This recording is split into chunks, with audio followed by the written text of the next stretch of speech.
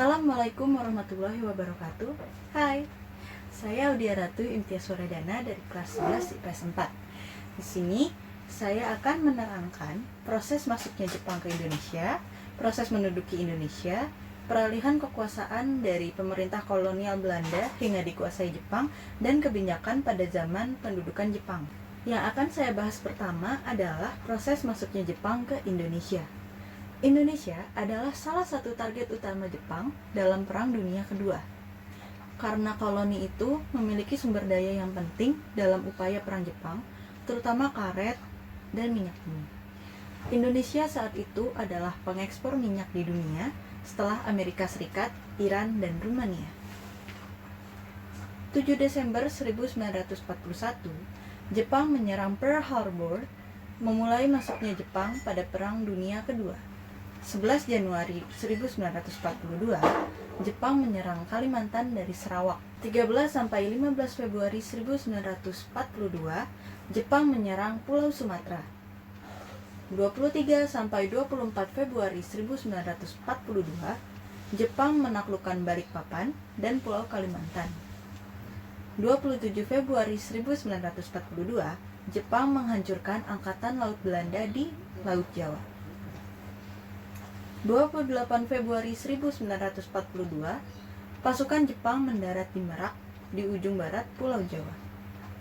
1 Maret 1942, pasukan Jepang mendarat di Subang, Jawa Barat, dan di Tuban, Jawa Timur, dan mulai menyerang Belanda di Pulau Jawa. 8 Maret 1942, Belanda menyerah tanpa syarat ke Jepang dan Indonesia resmi diduduki Jepang. Proses menduduki Indonesia. Tujuan negara Jepang datang ke Indonesia untuk mencari rempah-rempah. Lama-kelamaan, Jepang berpikir untuk menguasai Indonesia karena Indonesia mempunyai SDA yang melimpah. Sebagai negara fasis militerisme di Asia, Jepang sangat kuat, sehingga meresahkan kaum pergerakan nasional di Indonesia. Sedangkan sikap pergerakan politik bangsa Indonesia dengan tegas menentang dan menolak bahwa fasisme sedang mengancam dari arah utara. Sikap ini dinyatakan dengan jelas oleh Gabungan Politik Indonesia, GAPI. Secara kronologis, serangan-serangan pasukan Jepang di Indonesia adalah sebagai berikut. Yang pertama, diawali dengan menduduki Tarakan tanggal 10 Januari 1942. Kemudian Minahasa, Sulawesi, Balikpapan, dan Ambon. Kemudian pada bulan Februari 1942, pasukan Jepang menduduki Pontianak, Makassar, Banjarmasin, Palembang, dan Bali. Kemudian di Batavia. Bahasan yang kedua, peralihan kekuasaan dari pemerintahan kolonial Belanda hingga dikuasai Jepang. Peristiwa yang menandai pendudukan Jepang secara resmi di Indonesia adalah kapitulasi atau menyerahnya Belanda kepada Jepang di Perjanjian Kalijati pada tanggal 8 Maret 1942. Pembahasannya adalah Perjanjian Kalijati merupakan perjanjian antara Belanda dan Jepang yang dilakukan di Kalijati, Jawa Barat.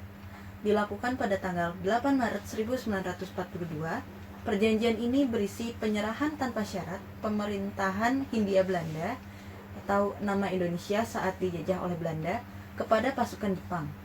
Dengan ditandatanganinya perjanjian ini, Jepang mulai menjajah Indonesia. Kebijakan pada masa kependudukan Jepang. Bidang politik. Jepang menyebarkan propaganda. Yang pertama, mengizinkan bendera merah putih dikibarkan di samping bendera Jepang. Yang kedua, melarang penggunaan bahasa Belanda. 3. Mengizinkan penggunaan bahasa Indonesia dalam kehidupan sehari-hari. Dan yang keempat, mengizinkan menyanyikan lagu Indonesia Raya. Bidang ekonomi. Semua kegiatan ekonomi diarahkan untuk memenuhi kebutuhan perang. Misalnya dengan membangun pabrik senjata dan mewajibkan rakyat menanam pohon jarak. Jepang menerapkan sistem autarki. Sistem autarki adalah tiap-tiap daerah diharapkan dapat memenuhi kebutuhannya sendiri. Untuk membangun fasilitas perang, tenaga kasar yang digunakan untuk kerja paksa dinamakan romusa. Jepang juga mengeksploitasi sumber daya alam, terutama batu bara dan minyak bumi. Bidang sosial. Pada masa Jepang, banyak rakyat Indonesia yang dipaksa menjadi romusha. Akibatnya, banyak romusha yang meninggal dan terjangkit wabah penyakit. Bidang militer. Dalam rangka memperkuat kedudukan dalam Perang Pasifik, Jepang membentuk organisasi-organisasi semi-militer dan organisasi militer. Bidang budaya. Pada masa pendudukan Jepang, bahasa Indonesia diizinkan digunakan dalam komunikasi. Papan nama dalam toko, rumah makan, atau perusahaan yang berbahasa Belanda diganti dengan bahasa Indonesia atau bahasa Jepang. Surat kabar dan film yang berbahasa Belanda dilarang beredar. Nah, itu dia teman-teman. Sekian dulu ya video dari saya. Apabila ada salah kata, mohon dimaafkan. Assalamualaikum warahmatullahi wabarakatuh.